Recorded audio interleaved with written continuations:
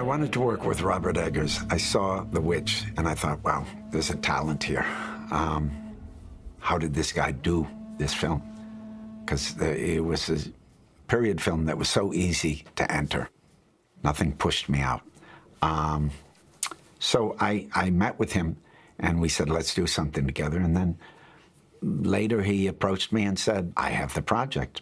Here it is. You and Rob Pattinson, read it, yes or no. What's a timberman want with being a wiki? Just looking to earn a living, just like any man. Starting new.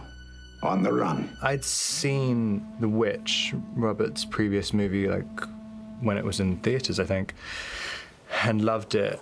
And I wanted to work with him, and I met him maybe over a couple of years about a couple of other projects, and they were really great, but it was, I think both the parts he wanted me to do were period parts, and they're both very English, and there's something I get very frightened about doing that. And I sort of quite flippantly said at the end of one of the meetings, I was like, look, basically all I want to do is like stuff that's like really, really weird and crazy. And the next day he said like, oh, yeah, me and my brother are working on this thing, like, and I think if this isn't crazy enough, like, I don't know what to tell you. And I read it and I was like, yeah, this is pretty wild. Rob Eggers, he's the freak researcher, and I just knew he would make a complete world. And then you have this beautiful elevated language that was a real challenge and very beautiful to perform. There were many pleasures. Of course, you always just kind of intuitively anticipate these things, but so I'm saying that in retrospect. You know, who knows really why I did it? I was attracted to it. And I say, you swab it again, and you swab it proper like this time, and you'll be swabbing it 10 times more after that. And if I tells you to pull up and apart every floorboard and clapboard of this here house and scour 'em down with your bare bleeding knuckles, you'll do it. And if I tells you to yank out every single nail from every mould and nail hole and suck off every speck of rust till all them nails sparkle like a sperm whale's pecker, and then carpenter the whole light station back together from scrap and then do it all over again, you'll do it! And by God and by golly, you'll do it, smiling lad, 'cause you like it. You like it 'cause I says you will. Aye, sir. Swab, dog. Swab. I remember just asking Robert Eggers right at the beginning just what I thought was a pretty basic question, which is like, is this stuff actually happening? Like, or is it a magical island? And also, like, whose perspective is the story being told from? Like, is this even happening? And he's like, you have to decide that for yourself. So it's kind of, and it's fun to play something where you don't really know, even though there's only 2 people in it. Like, I'm almost certain that me and Willem have an entirely different perception of the movie, especially when we were shooting it. Robert Eggers is probably thinking it's an entirely different movie too. So it's a pretty fun thing. There's only 3 people in it and everyone's making something totally different. You can't play backstory, you can't play where you were grown up, you can't play whether you're a good guy or bad guy. You can play your actions. And sometimes you make choice, you have to direct your intentions, so you are making some decisions. But usually they're pretty intuitive, and in a simple story like this, they're pretty clear. You're just using different strategies to survive.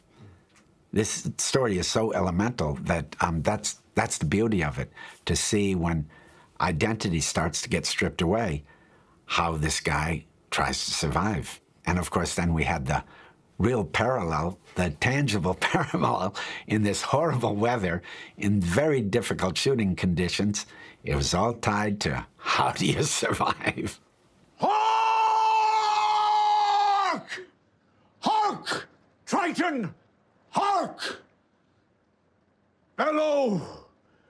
Bid our father, the Sea King, rise from the depths full foul in his fury, black waves teeming with salt foam, to smother this young mouth with pungent slime. To choke ye engorging your organs till ye turn blue and bloated with bilge and brine and can scream no more. Only when he, crowned in cockle shells, with slithering tentacled tail and steaming beard, take up his fell befinned arm. His coral-tined trident screeches banshee-like in the tempest and plunges right through your gullet. All right, have it your way. I like your cooking. Of course, you're shooting in black and white. How you're lighting it is very specific. That does affect you. Also, you're not shooting coverage. You've got very designed shots. There's no fallback position. So that affects somewhat your relationship to how it's being recorded, how the event is realized. You're aware of that. You don't obsess on it, but you're aware of it. So if the camera's going to be behind you for a whole shot, you get a pretty good idea that they're never going to see your face, right? So that's information. So, but does it affect how you do what you're doing? Not really. Not really, because you're doing what you're doing. They can see in the parts that Willem's chosen, there's a perversity to him. Like, he definitely likes parts that, you know, like they're even however dark a part is, there's something entertaining, there's something kind of, he definitely likes like naughty things. And I kind of like err towards that side of things for my taste as well. And so I knew that doing stuff with him, it's kind of, you know, you can do all, there are some really dark scenes in it, but you're sort of playing it because it's kind of, he'd get the humor and then there's a sort of strange playfulness to all the stuff as well. Because Willem's part especially could have just been so dark, and he, I don't know, I find him very funny in it. We had very different ways of working, but you accepted that, and you appreciate that because our roles are different. And it makes sense because we're different places in our career. You know, he's young enough to be my son, and how we function in the story is different. So I think we worked well together because we worked together. But beyond that, you know, you deal with what's in front of you. And I'm sure he feels the same way. How long have we been on this rock? 5 weeks? 2 days? Help me to recollect.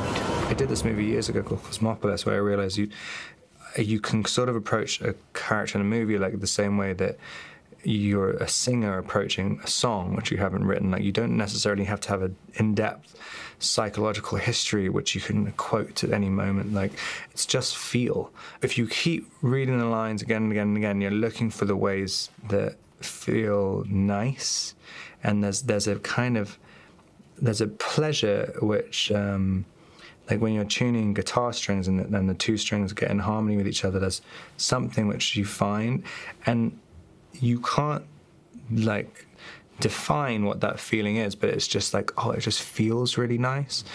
And I've started to just try and do parts like that, and it's difficult to do it when you have to be working with like certain directors who sort of accept that approach, or you just keep it secret from them. You know, it's the poetry. It's the poetry that challenges us to think in different ways, see things anew, remember things that we've forgotten. You know, it's a mind changer. It's not just an exercise in it's recognizing a familiar story and empathizing. When it's best, it goes beyond that. It opens us to mystery and wakes us up. I think that's what's great about cinema.